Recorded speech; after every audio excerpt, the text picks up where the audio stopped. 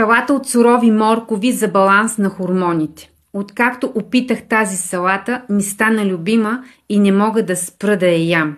Суровите моркови съдържат вид фибри, които помагат на тялото да се детоксикира и да се освободи от излишния естроген.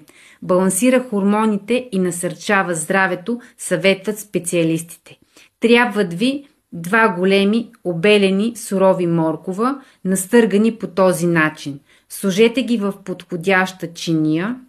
Добавете връзка пресен магданоз, нарязан на ситно, 1 чайна лъжичка белен сусам, 1/4 чайна лъжичка хималайска или морска сол, 30 мл зехтин, сока на 1 изцеден лимон и залейте с 1 супена лъжица тахан.